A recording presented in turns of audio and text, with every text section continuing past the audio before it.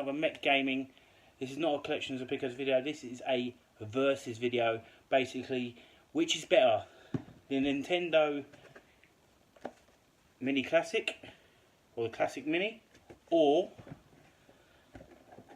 the Sega Mega Drive Classic Console. I got both of these for my birthday recently, and I didn't know which one was best, so I ended up with both. So I thought we thought we'd do a video on which one we believe is the best value for money. Obviously, we'll run through the good points and the bad points of each console. So the first one I'd like to go through would be Nintendo.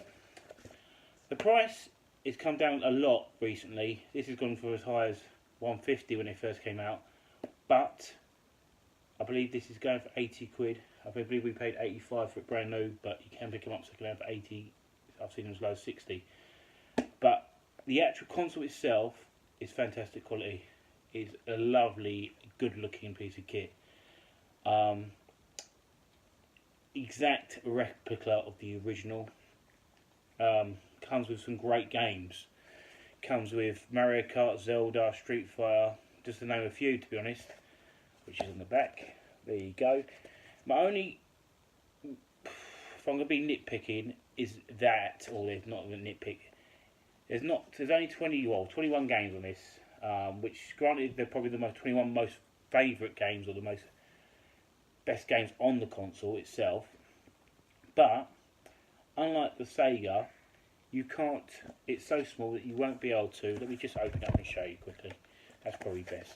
It's quite small. It's quite small, and where the Sega comes with,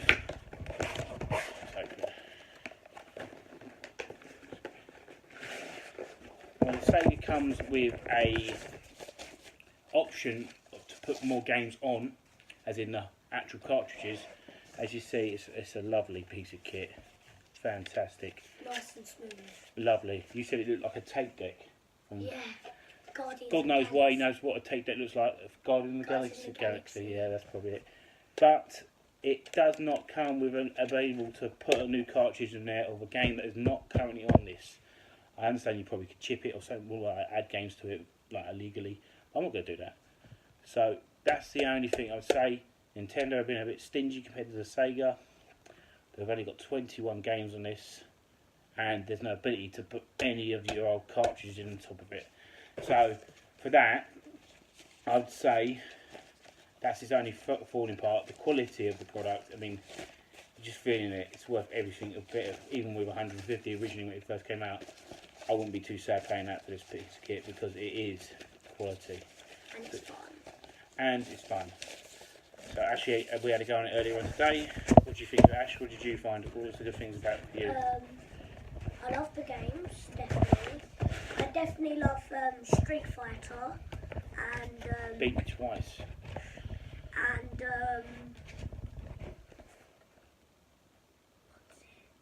I like the Mario World game. Super Mario World with the Yoshi, yeah. And Super Mario World is quite funny because, like, when you get to hatch the egg, basically you get Yoshi in it. Yeah, and you ride around Yoshi until you get caught. You love a bit of Mario Kart, didn't you? I took him back in time, really, when I was younger, and we used to go around my friend's house and play Mario Kart Battle and have the balloons or the red circle or blue circle, and you go around shooting turtle shells at them. And you kept winning, though. Yeah, I got a bit of experience on that. It came back pretty. It was quite hard control compared to. You definitely spoilt these days compared to what you heard now, but great bit of kit. So we'll go with that one. Okay, the next one obviously was the Sega Classic game console. This came with 81 games total. Games such as Mortal Kombat 1, 2 and 3. What else came on it? It was loads of all the Sonics. Golden Axe 1, 2, 3. I must say, a lot of toot on it. I was going to say that. Was you going to say toot? There's a lot of toot on here, if I'm being honest. 81 games, I imagine 20, maybe 30 the original classics. But it does, unlike the Nintendo, it does come with the option to put your cartridges in there to add games to it, which I think is a great idea with Sega. So that's the only thing I think, quality-wise, if I'll be honest here, it's a bit pony. It's a very cheaply made. The controllers themselves are just not like the originals, where the Nintendo comes with the old original looking controllers. This is not an original controller. This is just, it feels cheap. Hopefully, did get this as a birthday present, so hopefully this is not a fake console, but I don't think it is. Let me know in the comment section. If it is, I'll go out and buy the original. I'm not too sure. Like I say, this is a birthday present. My partner's not well versed in consoles. She knew I wanted it. I believe she got it off Amazon, so I'm guessing it is real. But overall, the quality of the console itself is not great. Like I say, there's 81 games on this console, and if I'm being honest here, over half of them are crap. I mean, I know the Sega had a lot of crap on it originally on the original system, but to not have it had Shinobi 3 but not Shinobi 1, the original. It had funny things as well. It's weird. It had the main titles, the Sonics and all that jazz, and the Golden Axes, but it had a lot of crud. I mean, I've never heard of some of these games, if I'm being honest.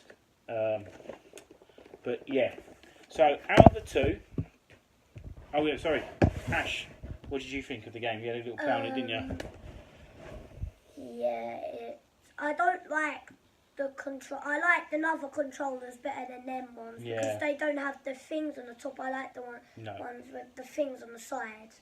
Because like when I was playing it, I couldn't figure out what to do because like I was playing the Golden Axe one and I didn't know what to do in that.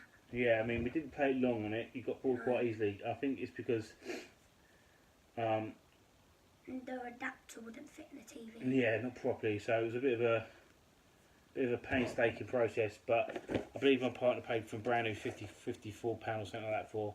I mean, I definitely would have picked it up regardless. It's an easy option, it's miniature. The only thing I would say is it don't look like the original Sega or Sega 2, whatever you want to call it. It doesn't look like a Sega Mega Drive or a Genesis. It doesn't not look like it where the other one does. So for that point, my opinion is that the Nintendo, even if it's almost double the amount of money and has less than half the games installed on it, and you can't add games to it with the cartridge option as you can with Sega, I would say value for money, install this game. And I went into this thinking, I'm a Sega head, I had this as a kid, it's going to be great. But as we played it, it's won me over. I know Nintendo being stingy with the games on it. I mean, to be fair, N21 games are the flagship games of the console. I mean, it's got Earthbound, it's got Kirby's, it's got everything on there. It's got Zelda, it's got Star Fox 1 and 2. It's got everything on there. So it's got like the best games on it. Yeah, it's got the best games where they just filled that up with 81 games they could find and just highlighted it with some Mortal Kombats and some Sonics. And some Golden Axes and all that jazz. I mean, Shinobi 1 should have been on there. I don't know why Shinobi 3 is. Maybe they just couldn't get the rights, or they just didn't have the time to do it. Literally, like, I think they were putting lots of games from that one. It's because they're trying to get people, like, to get it and try it, because they probably just want the money in that. They're probably just getting people to buy them, and, like, so people getting it popular and popular and popular and popular.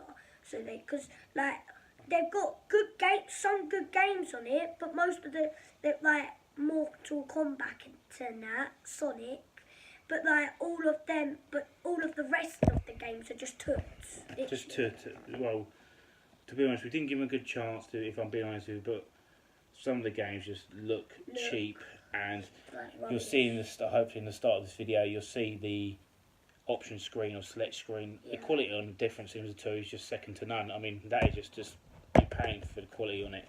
I mean, this is a great option if you want a Sega and you don't want to get your old Sega out, or you don't want to start using that, you want to leave it in its original box, and you want this on your desk, or you want this by your TV, you can just whip out and just play.